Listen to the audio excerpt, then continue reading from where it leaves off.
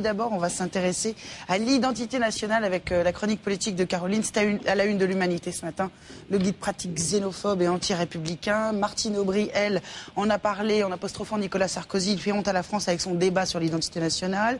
Donc la polémique continue. Est-ce que sur le site de l'identité nationale, les propos, eux, sont contrôlés? Oui, parce que vous vous souvenez, on voulait parler de ça ce matin, parce qu'au début de l'ouverture du site, on avait dit oui, mais il y a trop de filtres, etc. Il y avait des messages que certains journalistes, notamment, avaient essayé de passer, qui avaient été filtrés. On va rappeler qu'il y a 20 personnes en permanence qui sont des médiateurs, qui sont censés filtrer les propos qui arrivent sur ce site. Modérés, voilà.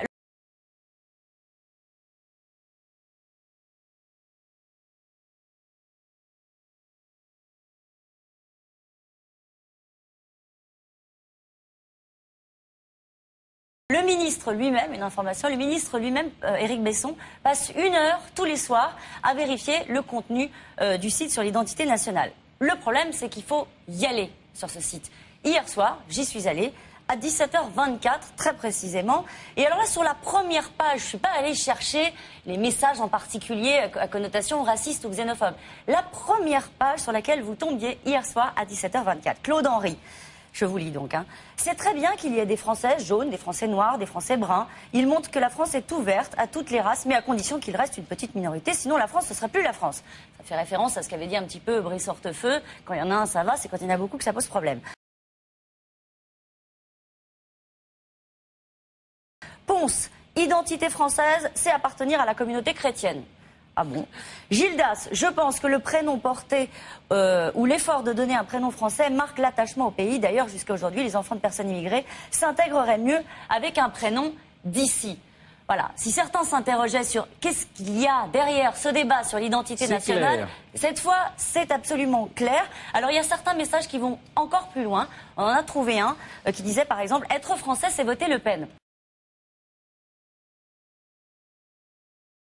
Bon, voilà, c'est un message parmi d'autres. Le problème, c'est qu'il reste. Le problème, c'est qu'il n'est pas filtré. Alors, Sylvain Thierry est allé poser la question au ministre lui-même. On la regarde.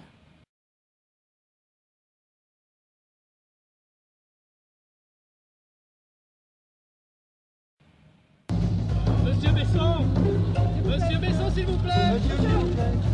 Il y a une équipe de modération qui, effectivement, autorise la mise en ligne. Je leur ai demandé d'enlever tous les messages à caractère xénophobe ou raciste ou insultant. On a trouvé des commentaires assez étonnants, notamment être français pour moi c'est voter Le Pen. Personnellement, ce message, je ne l'aurais pas laissé passer si je l'avais vu.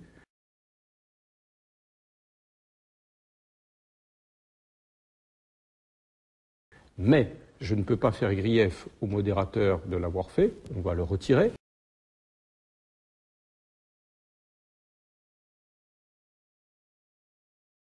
Mais je ne peux pas leur faire grief de l'avoir laissé passer, puisque je leur ai demandé, moi, d'être souple, ouvert. Je préfère un site qui vive un peu trop, avec les risques que ça comporte, qu'un site totalement aseptisé, édulcoré. Dans la nouvelle version du site qu'on va lancer vendredi prochain, lorsque le modérateur aura été trop souple, trop tolérant par rapport au message, l'internaute pourra de lui-même signaler l'abus, ce qui fait qu'automatiquement, ça viendra à mon cabinet, et donc tout ce qui est litigieux nous sera soumis.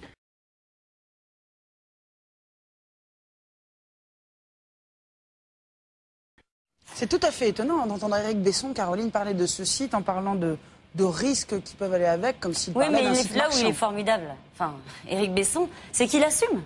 Voilà, il dit oui, moi je veux un site ouvert, parce que sinon si c'est un site trop aseptisé, il n'y aura pas de débat.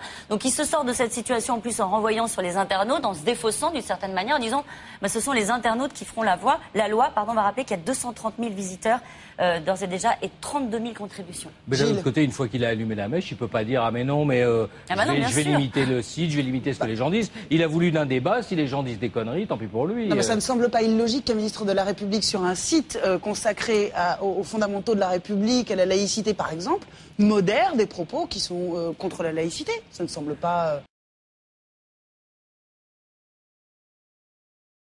Non mais d'accord, mais s'il doit commencer à ne garder que ce qu'il veut, à ce moment-là où est le débat, c'est lui qui a voulu du débat.